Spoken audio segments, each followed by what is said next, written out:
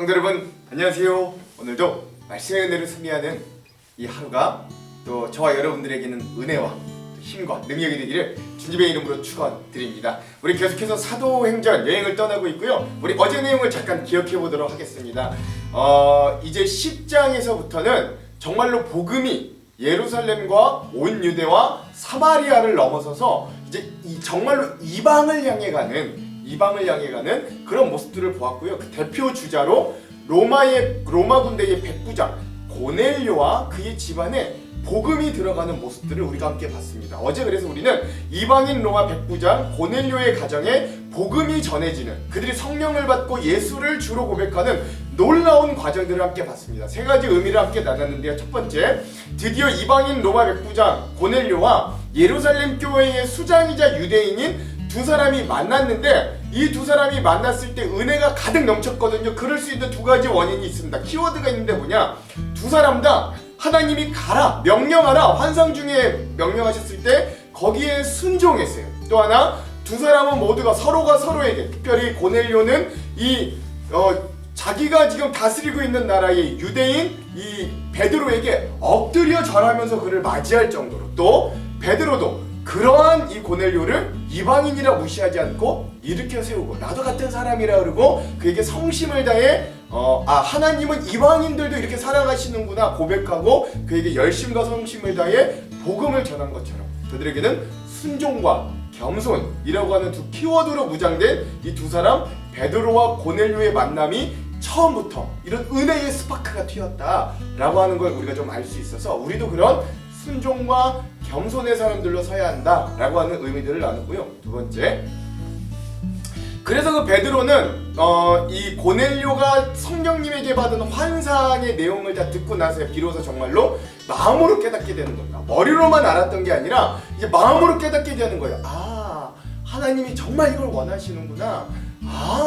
정말로 하나님은 이제 이 복음이 우리 이스라엘과 유대인들에게만 가기를 원하시는 게 아니라 하나님은 정말로 이제는 국가와 혈통과 지위와 나라와 남녀노소와 여러 것들을 다 무너뜨리시고 이 복음이 정말로 이제는 온 세계로 뻗기를 원하시는구나, 이게 이방인에게도 가기를 원하시는구나 고백하게 됩니다. 그리고 나서 베드로는 복음, 예수 그리스도에 대한 복음을 설교로 그들에게 전했고, 그래서 이 로마 백부장 고넬료의 가족, 그 자신과 가족과 그 지인들 모두가 그 예수 그리스도를 받아들이고 성령의 충만한 역사가 일어나는 일들이 일어나게 된 거죠. 그 사도행전에 물론 이 에디오피아 내시가 이 빌립 집사님을 통해 예수님을 받아들이고 세례를 받은 경우가 있었지만, 어쨌든 이제 그 유대 땅을 벗어나는, 그래서 로마로 복음이 향하는 놀라운 일들이 일어나기 시작한 겁니다. 그러므로 우리가 이 말씀들을 통해 기억해야 될 건 뭐냐, 이제 한 성령 안에, 그러니까 베드로도 그렇게 고백하는 거예요. 이제 우리가 내가 유대인이든 이방인이든 그게 중요한 게 아니라 우리가 한 성령님 안에 있다면 이제 우리는 하나다, 한 그리스도 공동체 안에 묶여있다라고 고백하거든요. 즉 한 성령님 안에 유대인과 이방인의 경계가 허물어지고 복음은 오히려 그것들을 뛰어넘어 로마로, 이 당시 세계의 중심이라는 로마로 향하고 있음을 보여주고 있다. 즉 오늘 우리도 마찬가지, 우리도 한 성령 안에 한 믿음, 소망, 사랑을 가지고 우리 한 교회 공동체로 모일 때 그것에 누가 지위가 높든 낮든 재산이 많든 적든 그가 남자든 여자든 나이가 많든 적든 그런 거 상관없이 한 공동체로 묶일 수 있는, 그래서 복음이 확장되는 데 쓰임받는 우리가 좀 될 수 있어야 되겠다. 우리 이런 의미들을 어제 우리가 함께 나누었습니다. 여러분 잘 기억하실 줄로 믿습니다. 자, 오늘은요 사도행전 11번째 시간입니다. 근데 11장도 두 군데로 나눠서 오늘 사도행전 11-1의 시간이고요, 온 유다와 사마리아에서의 복음 증거 9번째 시간입니다. 분량은 11장의 전반부인 1절에서 18절까지 우리가 함께 보겠고요, 제목을 짓자면 내가 누구이기에 맞겠느냐 라고 하는 제목을 지어 보았습니다. 자, 그럼 오늘 이 부분에 대한 주안점 두 가지를 함께 나누고요, 그 맥에 따라 내용과 주안점을 한번 보도록 할게요. 먼저 첫 번째 맥, 오늘 말씀에 보면 예루살렘 교회에서 예루살렘 교회 내에서 이 이방인에게 베드로가 복음을 전하고 세례를 주었다고 난리를 부리던, 그리고 비난을 하던 할례파인들의 모습을 볼 수 있습니다. 이런 이들의 모습을 보면서 오늘 우리의 모습은 그런 모습들이 없는가 한번 되돌아보는 말씀 여행의 시간이 되었으면 좋겠습니다. 이게 첫 번째 맥이에요. 자, 두 번째 맥은 뭐냐? 이제 그런 그들의 말에 내가 누구이기에 하나님의 계획을, 이방인을 향한 하나님의 뜻을 내가 막을 수 있겠는가? 라고 말했던 이 사도 베드로의 외침은 오늘 우리들에게 또한 어떤 의미로 다가오는가, 이 말씀들을 읽으면서 깊이 묵상하는 시간이 되었으면 좋겠습니다. 자, 이런 두 가지 맥을 짚으면서 오늘 내용과 주안점을 함께 좀 나눠보도록 하겠습니다. 자, 오늘 11장 전반부의 내용은 로마 백부장 고넬료의 개정 사건에 대해 베드로가 변론하고 설득하는 내용이 담겨져 있습니다. 제일 먼저 이방인 복음 전파에 대한 이 예루살렘 교회 내에 할례파 사람들이 문제를 제기합니다. 사도들과 유대에 있는 신도들이 이방 사람들도 하나님의 말씀을 받아들였다는 소식을 들었다. 그래서 베드로가 예루살렘에 올라왔을 때에 할례를 받은 사람들이 당신은 할례를 받지 않은 사람들의 집에 들어가서 그들과 함께 음식을 먹은 사람이요 하고 그를 나무랐다, 문제를 제기했다, 비판했다 라고 하는 것입니다. 그러니까 아직도 예루살렘 교회 내에 예수를 그리스도로 받아들인 유대인들이 있었으나 이 유대인들에게는 그 예수님마저도 우리 유대인들끼리만 믿고 구원받아야 되는 거예요. 이방인들은 이 구원에 낄 수 없다. 그들은 할례도 받지 않았는데 어떻게 우리 교회 수장인 목사님, 우리 베드로 목사님 이방인과 같이 밥을 먹고 그들 말을 섞고 그들에게 세례를 줄 수 있어요? 지금 비난하고 있는 거예요. 그런데 그런 자들에게 이제 베드로가 고넬료 개종에 대한 변론을 하기 시작합니다. 첫 번째, 그래서 내가 왜 그렇게밖에 할 수 없었는가? 동기, 즉 성령님이 나에게 보여주신 환상에 대해 설명합니다. 이에 베드로가 그 사이에 일어난 일을 차례대로 그들에게 설명하였다. 내가 요바성에서 기도를 하고 있었습니다. 그때 나는 환상, 황홀경 가운데 환상을 보았는데 큰 보자기와 같은 그릇이 뇌 기퉁이가 끈에 매달려서 하늘에서 드리워져 내려 내 앞에까지 왔습니다. 그 안을 자세히 들여다보니 땅 위에 네발 짐승들과 들 짐승들과 기어다니는 것들과 공중의 새들이 있었습니다. 율법적으로 먹을 수 없는 것들이 잔뜩 있었다는 거예요. 그리고 베드로야 일어나서 잡아먹어라 하는 음성이 내게 들려왔습니다. 그래서 나는 주님 절대로 그럴 수 없습니다. 나는 속된 것이나 정결하지 않은 것을 먹은 일이 없습니다 하고 말하였습니다. 그랬더니 하나님께서 깨끗하게 하신 것을 속되다고 하지 말아라 하는 음성이 두 번째로 하늘에서 들려왔습니다. 이런 일이 3번 일어났습니다. 그리고서 모든 것은 다시 하늘로 들려 올라갔습니다 라고 이야기하는 거죠. 그래서 우리 어제 보았던 엊그제 보았죠. 베드로에게 이 성령님이 보여주셨던 3번의 이 환상에 대해 다시 한번 이 예루살렘 교회 성도들에게 설명하면서 뭘 이야기하고 싶은 거냐면 이 일이 내가 자의적으로 한 게 아니라 하나님께서 나에게 마음을 주신 성령의 동기에 의해서 내가 순종하여야 한 일이다 라고 하는 이 동기를 먼저 설명해 주는 거예요. 그리고 두 번째, 이 고넬료 이방인에 대한 개종에 이 베드로가 변론을 하는 게 뭐냐, 복음 전파의 과정이 어땠는가도 그 과정을 설명해 주는 거예요. 바로 그때 사람들 셋이 우리가 묵고 있는 집에 도착하였는데 그들은 가이사랴에서 내게 보낸 사람들이었습니다. 성령님이 내게 의심하지 말고 그들과 함께 가라고 하셨습니다. 그래서 이 6 형제도 나와 함께 가서 우리는 그 사람의 집으로 들어갔습니다. 그 사람은 자기가 천사를 본 이야기를 우리에게 해주었습니다. 곧 천사가 그의 집에 와서 서더니 그에게 말하기를 욥바로 사람을 보내어 베드로라고 하는 시몬을 불러오너라. 그가 내게 너와 내 온 집안을 구원을 받을 말씀을 일러줄 것이다 라고 하더라는 것이었습니다. 내가 말을 하기 시작하니 성령이 처음에 우리에게 내리셨던 것과 같이 그들에게도 내리셨습니다 라고 하는 것. 그래서 이 처음부터 끝까지 이 모든 일들이 성령님의 인도하에서 이루어졌고, 그래서 둘이 만나게 되었고, 그리고 이들에게 정말 복음을 전하니 이들에게도 우리가 받았던 성령이 임하셨더라 라고 하는 이 복음 전파의 과정을 이들에게도 설명해 주었던 거죠. 그러자 이 이방인 선교에 대한 베드로 사도의 고백과, 그래서 이 예루살렘 교회가 이 이방인 선교를, 고넬료의 선교를 받아들인 일들이 일어나게 됩니다. 그때 나는 요한은 물로 세례를 주었지만 너희는 성령을 세례로 받을 것이다 하신 예수님의 말씀이 생각났습니다. 그러므로 하나님께서는 우리가 주 예수 그리스도를 믿을 때에 우리에게 주신 것과 같은 선물을 그들에게 주셨는데 내가 누구이기에 감히 하나님을 거역할 수 있겠습니까? 이 말을 듣고 그들은 잠잠하였다. 그 할레파 유대인 그리스도인들이요. 그들은 하나님께 영광을 돌리고 이제 하나님께서는 이방 사람들에게도 회개하여 생명에 이르는 길을 열어주셨다고 말하였다. 라고 하면서 오늘 이 내용들이 오늘 이 11장 전반부의 내용이 마무리되었습니다. 자, 처음에 고넬료 이방인에게 세례와 복음을 전했다는 이유로 예루살렘 교회에 있는 헬라파 그리스도인들, 예수를 믿었지만 여전히 유대인으로서의 정체성을 버리지 못했던 율법 안에 있던 이들이 베드로를 비난하자 베드로가 이 일이 성령님이 나에게 준 동기와 환상으로부터 시작하여 그 일을 이루어 가시는 성령님의 역사가 그곳에도 일어났다라는 설명과 변론과 설득을 듣자, 그리고 마지막으로 내가 누구이기에 그걸 맡겠습니까? 하나님이 원하시는데 라고 이야기하자 그들도 아무 말 없이 꼼짝 못하고 그렇구나, 하나님의 뜻은 이제 이방인에게도 복음을 전하라는구나 라고 마음이 열려지는 일들이 일어났다 라고 하는 거죠. 이 어떤 의미들이 있는가는 이따 주안점 세 가지를 함께 나누면서 의미들을 나눠볼게요. 자, 그럼 오늘 이 부분 우리 사도행전 11장 우리 전반부의 핵심 구절을 한번 살펴보겠습니다. 오늘 이 부분은요 17절에서 18절이에요. 읽어볼게요. 그런즉 하나님이 우리가 주 예수 그리스도를 믿을 때에 주신 것과 같은 선물을 그들에게도 주셨으니 내가 누구이기에 하나님을 능히 맡겠느냐 하더라. 그들이 이 말을 듣고 잠잠하여 하나님께 영광을 돌려 이르되 그러면 하나님께서 이방인에게도 생명 얻는 회개를 주셨도다 하니라. 아멘. 그래서 오늘 이 모든 과정을 설명하고 내가 누구인데 이방인을 사랑하신다는 하나님을 막을 수 있겠는가? 복음은 이제 우리에게만 주어진 게 아니라 하나님의 뜻은 온 세상을 구원하는 데 있다라고 하자 그것들을 순순히 받아들이고 예루살렘 교회도 이제 이방인의 선교의 문을 열게 되는 이 놀라운 장면을 오늘 사도행전 11장 전반부의 핵심 구절로 삼아 보았습니다.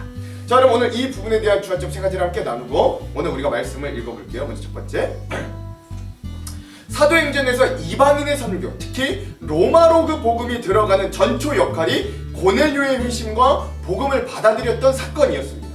이 사건이 얼마나 파격적이었든지 이 일을 이루시기 위해 성령님께서 백방으로 열심히 역사하셨던 걸 우리는 지난 시간 잘 보았어요. 한 번은 베드로에게 환상으로 나타나 그를 설득하시는데 한 번 환상으로 안 되니까 똑같은 환상을 3번이나 보여주시면서 그를 인격적으로 설득하시는 거예요. 이제는 이방인들 부정하지 않아. 내가 사랑하는 자들이야. 그들에게 전해야 돼. 3번이나 설득하시는 거죠. 또 다른 한편 성령님은 고넬료에게도 환상으로 나타나십니다. 그리고 그들을 무두장이 시몬의 집에서, 하필 율법에 가장 멀게 느껴지는 그 무두장이의 집에서 만나게 하시죠. 그리고 그 집에서 성령님은 계속하여 복음의 역사를 이루어 가십니다. 그리하여 결국 베드로가 자신들을 지배하는 그 로마, 즉 이방인과 그의 가족에게 성령의 이름으로 복음을 전하고 세례를 베풀었다는 소식이 유대 예루살렘 교회 교인들과 다른 11명의 사도들에게 전해지게 되었던 것입니다. 그 소식이 전해지자 예루살렘 교회 안에는 난리가 났어요. 바로 예수님을 받아들이긴 했으나 아직도 유대교 율법주의에 많은 영향을 받았던 할례자들이라고 표현된 유대파 크리스천들, 특별히 이들이 이 예루살렘 교회의 주 기득권세자들로 보이는데 이들이 베드로를 비난하며 들고 일어섰던 것입니다. 재밌는 건 이들이 비난할 때 개와 같은 이방인에게 진주와 같은 복음을 함부로 주었다고 비난했던 게 아니라는 거예요. 3절에 보면 이렇게 돼 있어요. 이르되 내가 무할례자의 집에 들어가 함께 먹었다 하니 하는 의미죠.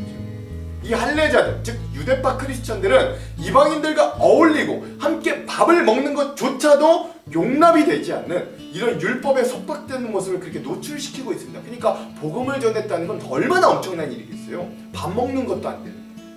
이것은 마치 바리새파인들이나 율법학자들이 예수님을 두고 저는 세리와 창기들의 친구요, 먹고 마시기를 즐기는 자라고 조롱하고 공격하던 모습과 여러분 하나도 다르지 않은 모습이라고 하겠는 거예요. 예수님을 믿는다고 고백하면서 예수님을 조롱하고 공격하는 자들의 편에 서 있던 이 아이러니한 할례자들의 모습 속에 저는 때론 오늘 우리의 모습도 발견할 수 있습니다. 오늘 우리도 그리스도의 복음을 받아들인 자들로 스스로 크리스천이라고 고백하고 살아갑니다. 신앙적인 열심과 도덕적으로 해이해지지 않도록 우리는 무던히 노력하고 애를 씁니다. 때론 부족하기도 하나 우리가 우리의 신앙의 순수성을 지키기 위해, 그리고 다른 것들에 우리의 신앙이 혼합되거나 섞이지 않기 위해 우리 얼마나 애쓰고 힘쓰는지 모릅니다. 그러나 때론 그것들이 오늘 우리가 가진 교회 내에서 기득권과 연결이 되기도 합니다. 많은 기도의 시간이 오히려 나의 겸손보다는 나의 자랑의 표식이 되기도 합니다. 교회 내에서 우리가 쌓아온 전통이 마치 하나님도 바꿀 수 없는 철옹성보다도 강한 강성이 되어서 우리를 잠식해버리기도 합니다. 하나님께서 깨끗하다고 먹으라고 하는 것을 베드로가 아유 부정해서 먹지 못하겠어요 라고 하는 모습을 거꾸로 뒤집어 본다면, 반대로 우리는 깨끗하다고 여기고 우리가 좋은 것이라고 여겨도 하나님께서 더러운 것이라고 그걸 치우라고 하시면 치우는 게 맞는 거죠. 예. 그러나 오늘 우리는 그 하나님의 명령을 잘 받아들이지 못합니다. 거치장이 중요하고 형식이 중요해요. 혈연과 신분이 오늘 우리에겐 여전히 매우 중요합니다. 때론 교단이 중요하고 때론 직분이 중요합니다. 물론 우리가 신앙생활하는 교회 안에서 신앙을 이어가는데 이런 것들이 결코 필요 없고 의미 없다는 것은 아니나, 오늘 우리가 이러한 허례허식에 잠식되어 진짜 살아있는 복음의 역사를 놓쳐서는 안 된다라고 하는 건 다시금 새겨볼 수 있어야 됩니다. 여러분, 복음이란 무엇보다 사랑을 기초로 합니다. 그것이 아무리 그리스도의 십자가 사건을 잘 설명하고 인간적인 말로 더 이상 표현할 수 없을 만큼 많은 논리와 수사학적인 표현의 극치로 그것을 가르친다고 할지라도 결국 그 말로 이루어진 복음이 그걸 전하는 사람에 대한 사랑, 특별히 우리 이웃들, 우리 오늘날의 이방인으로 표현된 어떤 가난한 자들, 도움이 절실히 필요한 자들, 교회에서 처음 온 믿음이 약한 새신자들에게 어떤 다른 차별을 둔다면, 믿음이 연약한 자들을 정죄하고 그들과 나를 구분짓는 잣대로 사용한다면, 그리고 그들이 하나님께로 오는 걸 정죄하고 방해한다면, 그건 차라리 없으니만 못한 값싼 복음을 만들고 마는 안타까운 현실임을 우리가 기억하고, 그래서 여러분, 허리하식과 거치장이 아니라 진심과 사랑으로 신앙생활을 채울 수 있는 품이 넓고 사랑이 넘치는 그런 성도들이 되시기를 먼저 간절히 소망합니다. 두 번째, 그래서 오늘 베드로는 그 자리에서 이제 변론과 설명을 해야 되는데, 그래서 그렇게 성령님에 대해 강조하며 이야기했던 거예요. 오늘 베드로는 4장에서 10절까지 자기가 3번이나 경험하였던 큰 그릇에 담긴 부정한 짐승을 먹으라고 하는 환상에 대해 할례자들에게 설명했고, 이어 11절에서 16절까지는 이 모든 것이 성령님의 인도하심과 명하심, 그리고 성령님의 임재하심을 통해 진행된 일이다 라고 고백합니다. 베드로가 얼마나 성령님을 강조했는지를 보면 알 수 있는데요, 여러분 이 화면에 보면 알겠지만 12절에 뭐라 그래요? 성령이 내게 명하사, 15절 성령이 그들에게 임하시기를, 16절 성령으로 세례를 받으리라, 이렇게 말했다는 거예요. 이렇게 한 것처럼 오늘 복음의 능력은 사람의 능도 아닌, 힘도 아닌 오직 성령으로만 된다는 걸 베드로는 예루살렘 교회에 상기시켜주고 있는 거죠. 그래서 그는 오늘 유대교 크리스찬들, 즉 할례파 사람들에게 실상이 이렇다라고 말하는 것입니다. 그게 뭐냐? 복음은 사람의 힘이 아니다. 복음은 유구한 역사와 전통을 자랑하는 율법을 통해서도 전해지는 게 아니다. 복음의 능력은 혈연과 신분, 교단과 직분, 빈부와 계급을 뛰어넘는, 나이와 성별을 뛰어넘는 성령의 역사하심임을 너희가 좀 기억해라 라고 말하는 거예요. 진정한 예수 그리스도의 복음은 그 안에 사랑에 대한 사람에 대한 사랑과 받아들여짐이 있지 않다면, 그리고 오늘 우리 안에 있는 정죄와 차별의 벽을 스스로 깨버리지 않는다면, 그 그릇이 너무, 우리 스스로의 그릇은 너무 작아 결코 받아들일 수 없는 진정 큰 은혜와 사랑이 바로 복음이다 라고 말하는 거예요. 그러면 할례자들, 이 율법주의자들, 특별히 오늘 교회에서 또 다른 모습으로의 할례자들로 바뀌어버린 우리에게 베드로는 이렇게 목 놓아 호소하고 있으면 오늘 우리가 기억해야만 하는 거죠. 사랑하는 성도 여러분, 우리 예전에 나에게 임하셔서 첫사랑을 경험하게 하시고 수많은 사람 가운데서 특별히 이 괴수 중에 괴수 같은 이 죄인된 나를 믿는 자로 만드신 하나님의 역사가 다른 이들에게도 동일하게 역사함을 인정할 수 있는 귀한 성도들이 되기를 간절히 소망합니다. 내 믿음만 귀중한 게 아니라, 나만 특별한 게 아니라 그도 그런 주님을 만났고 그도 그런 주님의 특별한 사람임을 오늘 우리가 인정할 수 있어야 돼요. 그게 이방인이든 내가 마음에 안 드는 성격을 가졌든 어떤 것든 그 복음은 연약한 자와 그가 속한 온 집을 구원하는 생명의 말씀이기 때문에, 그 일을 이루시는 성령님은 연약한 자에게 소망과 위로를 주시고 능력을 주시어 다시금 새로운 삶으로 그가 예수 그리스도를 온전히 바라보도록 만드시는 생명의 주입니다. 그러므로 오늘 우리는 그들을 기다리고 이해해야 할 의무가 있는 거예요. 내 뜻과 방식으로 그들이 맞춰주기를 원하는 게 아니라 오히려 내가 낮아져서 그들에게 사랑을 베풀고 기다림과 인내로 그들을 대할 수 있어야 합니다. 그리하여 그 복음을 혼자만 간직하지 마시고 그 복음을 나누고 확장할 수 있기를 바랍니다. 복음과 사랑은 나뉘어지는 것이지 숨겨두고 혼자 소유하는 게 결코 아닙니다. 그러면 그건 만나와 같아서 이 두면, 이 보관하면 썩어 변질되고 말 것입니다. 그러므로 이 말씀 여행 가운데 우리가 힘과 도전을 얻어서 복음과 더불어 인격과 사랑도 공유하셔서 차별과 구별됨의 장벽을 허물 수 있는 우리 공동체가 되기를 간절히 소망합니다. 마지막 세 번째, 그래서 베드로는 이제 이방인에게 복음을 전하는 일에 대해 한 교회의 수장으로서 또한 한 사람의 복음 전파자로서 또한 한 사람의 그리스도인으로서 이렇게 고백해요. 17절 18절. 그런즉 하나님이 우리가 주 예수 그리스도를 믿을 때에 주신 것과 같은 선물을 그들에게도 주셨으니 내가 누구이기에 하나님을 능히 맡겠느냐 하더라. 그들이 이 말을 듣고 잠잠하여 하나님께 영광을 돌려 이르되 그러면 하나님께서 이방인에게도 생명 얻는 회개를 주셨도다 하니라. 아멘. 그렇죠. 내가 누구이기에 하나님을 능히 맡겠는가? 내가 누구이기에 하나님을 능히 맡겠는가?